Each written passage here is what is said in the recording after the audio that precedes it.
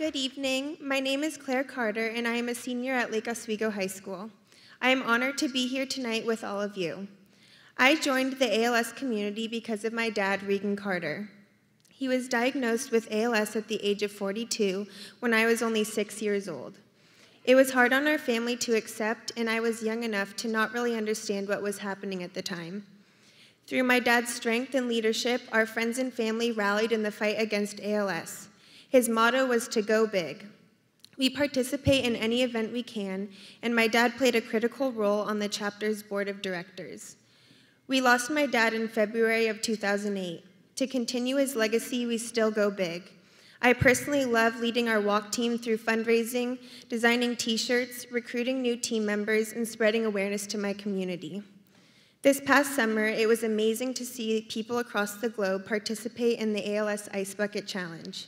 For many, it acted as a way to express creativity and feel a part of the trend while learning about the disease at the same time.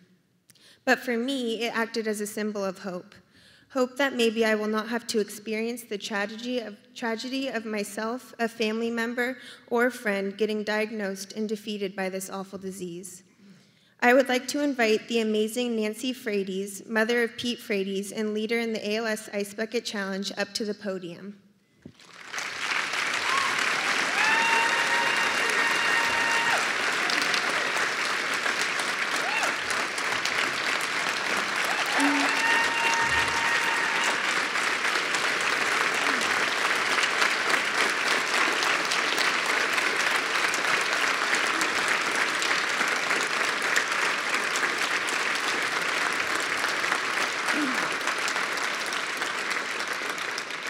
Your family's significant role in this fight will not only go down in history as a game changer for ALS, but will continue to inspire all of us to keep going big.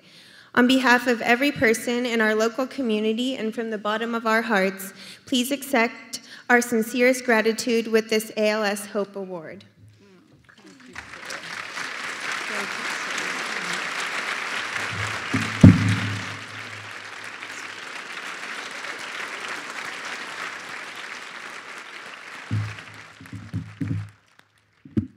Boy, thank you. Thank you so much. And thank you, Portland. I'm actually going to kind of scoot over here. Wow, I had to make it through that video, so I'm just going to get my thoughts together. Thank you, Portland, for honoring my hero, my son, Pete Frates. This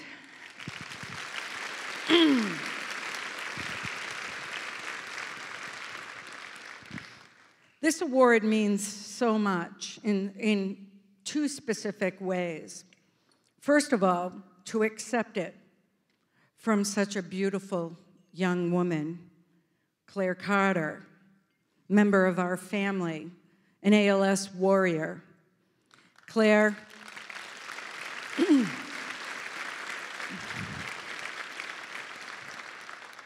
your dad is smiling down, and he's so proud of you. You're a beautiful young woman who represents him in the highest regard. Thank you.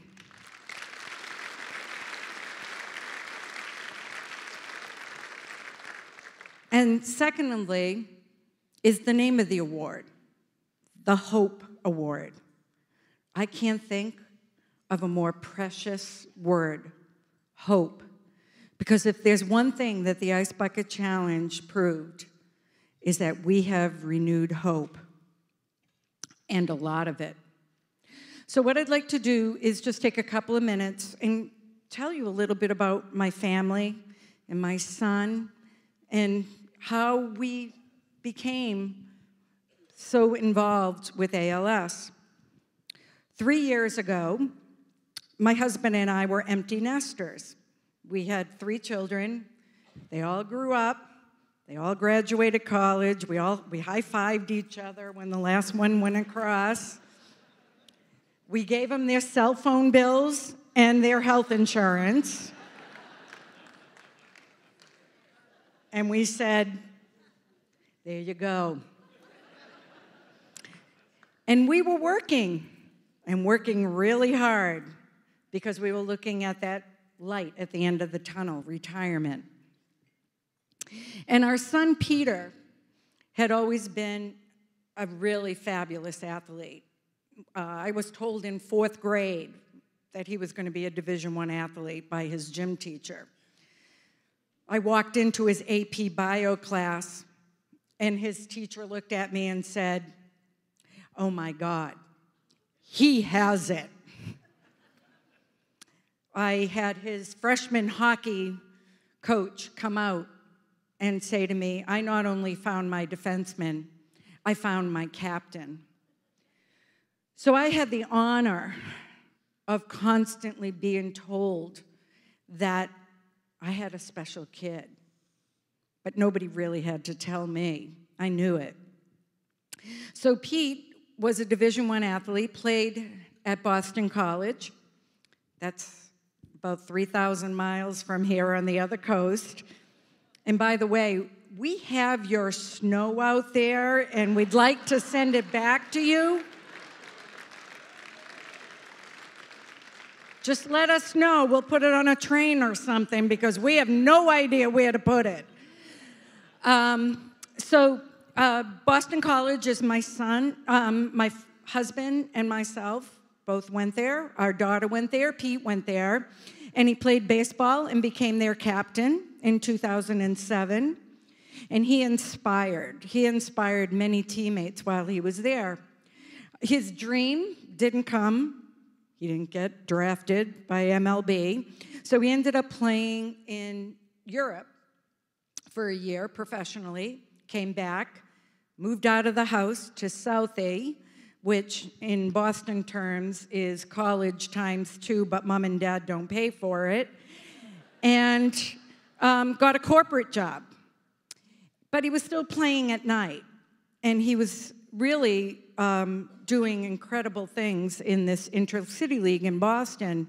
He was MVP. He was batting over 400. He was doing remarkable in 2010. In 2011, he was breaking bats. He was barely hitting 200. And one game in the championship, he got hit in the wrist with the ball. And he said, "Oh, no problem. I'll figure out what it is." And on March 13th, 2012, 3 years ago yesterday, he said, "Mom and Dad, come on in. I have a doctor who knows what's wrong with my wrist." So we went in, and we sat down, and the neurologist walked in. And he looked right at Pete, and he said, "Pete, I don't know how to tell a 27-year-old this. You have ALS."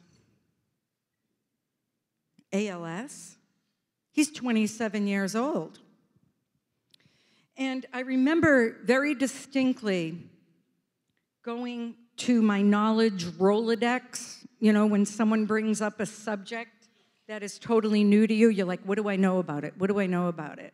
And I came up with 3 things. I had a friend whose 80-year-old father had ALS, and he had passed, but I hadn't really followed his story because he was an elderly man and life was going on. I knew it was bad. And I knew, being a baseball family, that Lou Gehrig was 75 years ago. So I looked at the doctor. I'm like, okay, ALS. Those were the only 3 things I knew. And I said, what's the treatment? What's the cure? And he looked right at me and he said, "Mrs. Frates, I'm sorry, but there's no treatment, no cure, and the prognosis is 3 to 5 years. That night, 6 hours later after diagnosis, we were all sitting around the dining room table. My daughter and son-in-law had come home from New York City where they were living. My youngest son, Andrew, came home from Boston where he was living and working. And Pete had gone to pick up his then-girlfriend, his beautiful wife, Julie, now. And we were all sitting around the kitchen table, and everybody was quiet. I was still in trauma, as you can well imagine, and I know a lot of you, this story is probably hard to hear because you're reflecting on your own day of diagnosis. But Pete looked right at us, and he said, "All right, you're my new team. There'll be no whining. There'll be no wallowing. We're not looking backwards. We're looking forward." And then he looked at us and he said, "What an amazing opportunity we have to change the world." He said, "I'm going to get this unacceptable disease, ALS, in front of philanthropists such as Bill Gates." And he said that 6 hours after he was given that diagnosis. So the next day, that's it. We created Team Freight Train. Team Freight Train over the past 3 years has grown based on my son. The inspiration, the leadership, and the kindness that he had thrown out his whole 27 years. There are people who lead by intimidation, and there are others who lead with kindness and by example. And that's how Pete had led. And all the kindness that he had spread in his 27 years all came back and stood beside him and said, "We're in this with you." So for the past 3 years, we've been building support, and Pete has been a leader in the ALS community. He has been garnering his momentum with his circles, but then he's in contact with Steve Gleason down in New Orleans, who is garnering support in his circles, and Pat Quinn in Yonkers, New York, doing the same thing. He's helping and mentoring these other ALS patients, saying, "We're going to live with ALS. We're going to show our journey to everybody, and we're going to make sure that people understand the unacceptability of this disease." So on July 27th this year, Pat Quinn called Pete Frates, and he said, "Oh my, I just saw someone pour ice water over their head. Pete, I think this is it." So on July 27th, it came to Boston. And I love telling the story of what happened in my house during those next 4 days. Pete was very strategic. He told us, "Team Freight Train, I want you to like, comment, and share on every ice bucket challenge." And I tell this story 3 days in. There was my husband, myself, our brothers and sisters-in-law, about 8 adults around a table in their pajamas at 4 o'clock in the afternoon with 3 bottles of wine, liking, sharing, commenting. And we finally said, "Pete, good idea, but we are so done with this."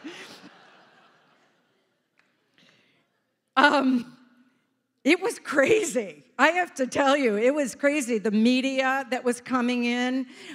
Pete, at this point, had progressed to the point where he was completely paralyzed. He had a feeding tube, and he communicated with eye gazer technology.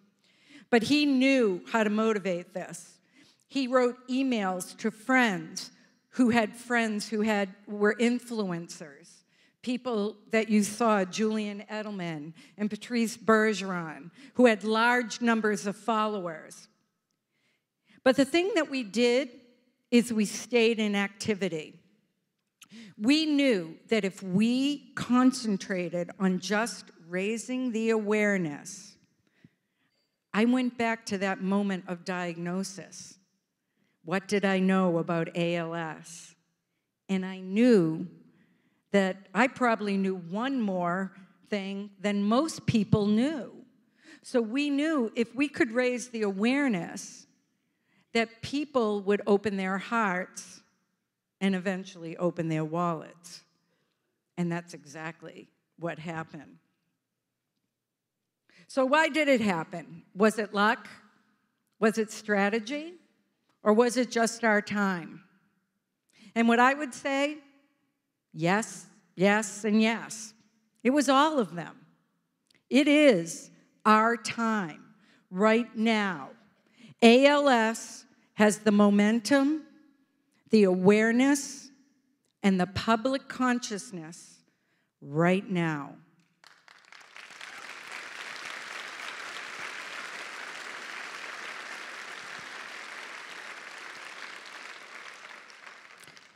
When Pete went to that fabulous, Dr. Gosling knows Merit Sokovich at MGH. Dr. Sokovich is one of the leading physicians in ALS, and she's Pete's doctor. She gave the second opinion and the official diagnosis to Pete.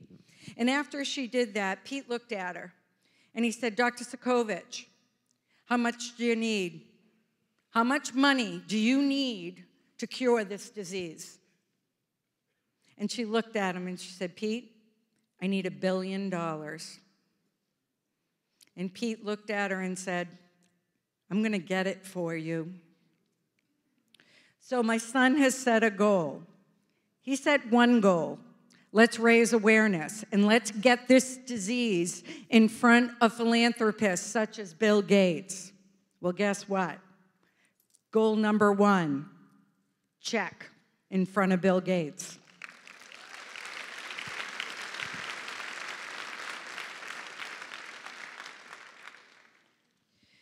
So now, onto the treatment and cure and finishing out that $1 billion for Dr. Sokovich.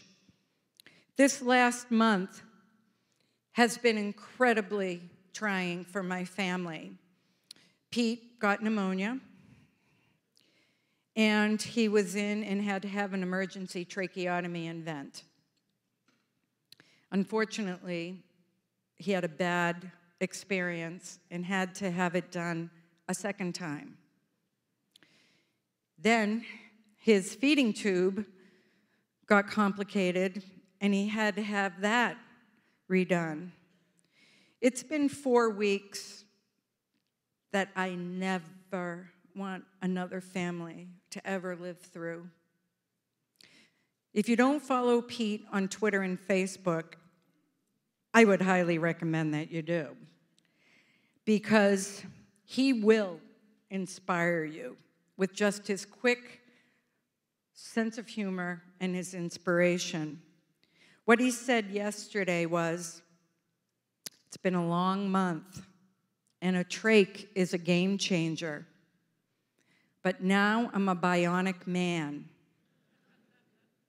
and I have a renewed resolve to conquer the beast that's ALS.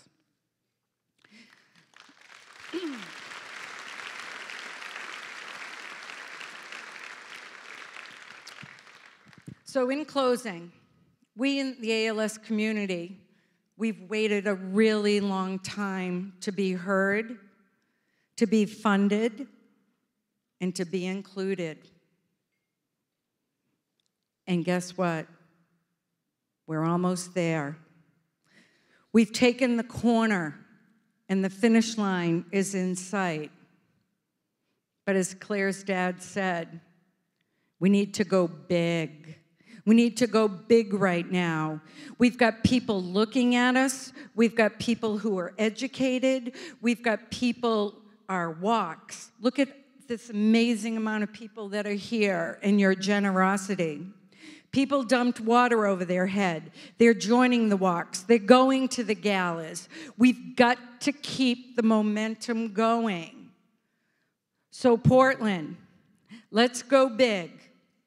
Let's finish the job that we've all started. And let's please continue to support the amazing chapter that you have here in the Northwest. I'm absolutely humbled to be here. Your community is so wonderful and so loving. the people in this room. I've got a whole bunch of new friends. I've got old friends that I love dearly that are here with me from back home. Pete is my inspiration every day. I got the pleasure to meet Brian tonight and a couple of the other patients here. You don't have to look far for your inspiration. So, in 2015, we're going to keep this thing rolling.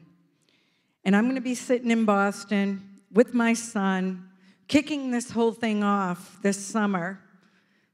And I'm going to be so honored when I see the Northwest pull up and do their job and help get us across that finish line.